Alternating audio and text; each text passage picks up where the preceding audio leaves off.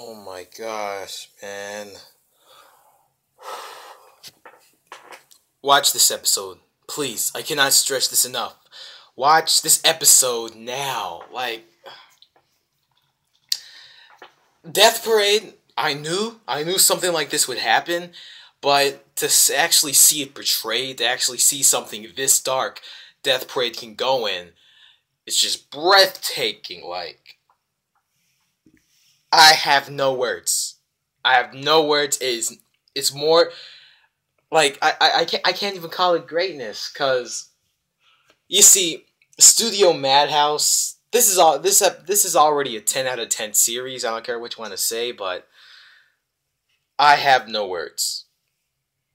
Like, let me tell you about what happened in this episode. Okay, the murders were actually connected to each other. The two murderers. Apparently, Shimada wanted to go murder his sister's assaulter, and he actually did that because as they were playing, the memories were jogging back up, and that's exactly what Shimada did. He avenged her, but then he also killed a second person because his sister said, "Oh yeah, I'll also want you to get this other person. I want them dead," because she didn't say I want him dead. She said I want them dead. So that shows that there was a second person, but then she said all he did was watch and he never saved me or anything. And then that was the detective.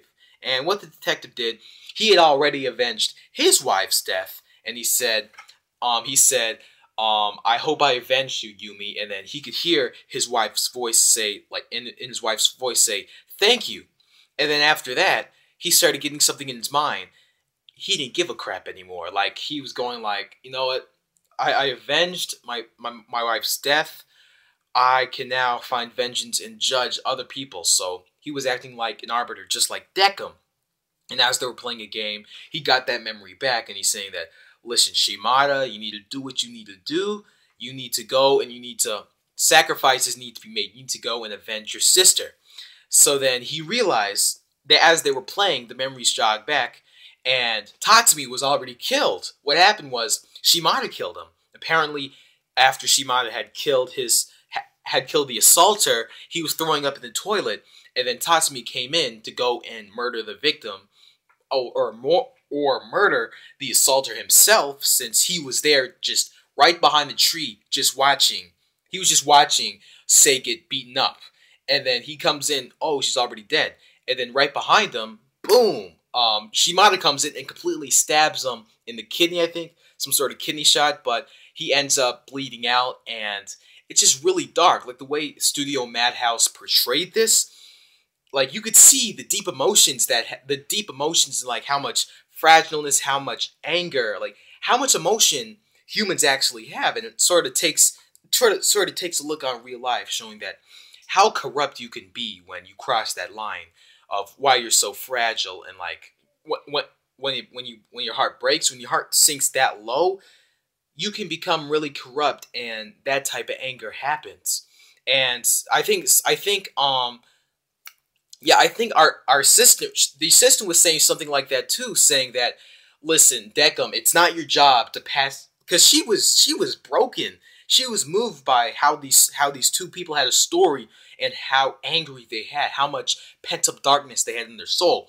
And the assistant's going listen, you can't just pass judgment on people just because their darkness happens like this. And then Decim says, well, it's my job to draw out the darkness in their soul. And then the assistant goes listen, everybody has darkness.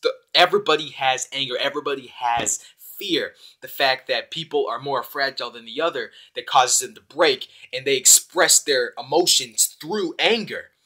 As if you guys remember from the other episode, when that woman who was on that TV show, when she bashed the guy's head in, she really wanted to go and restart another life. She really wanted to change her ways, and the fact that she was really fragile, the trauma that she went through, she turned her trauma into anger and completely lost it, and that sort of shows what the darkness of the human soul can do.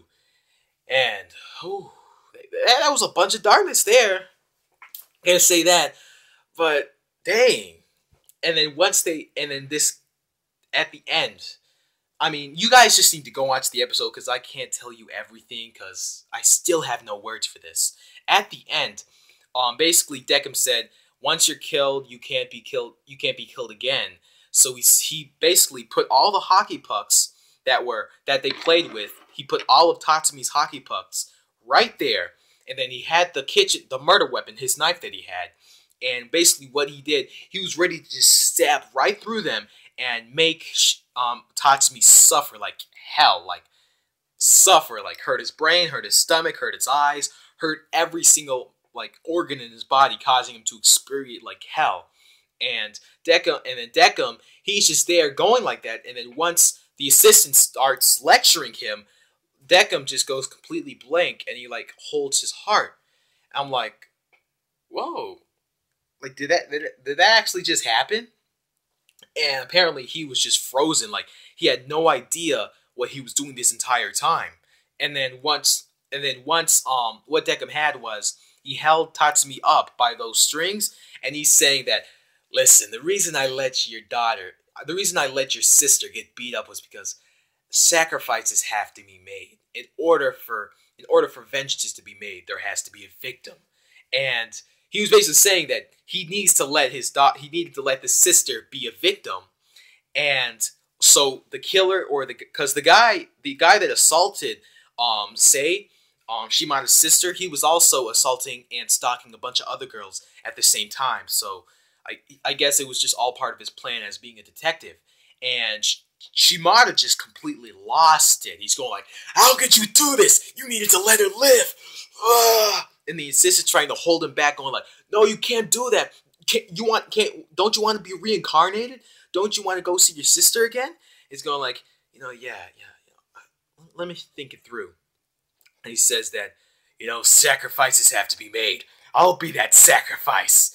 And there's no way you can escape it. He says there's no way you can escape having the pain of having that sacrifice. So then they play the ending song, and then they play Shimada stabbing through all of those hockey pucks. First is his brain, then it's his heart, and you have flashbacks of his sister and him while he was working to keep his sister in the house and stuff. And it was just a really touching story of how his backstory was.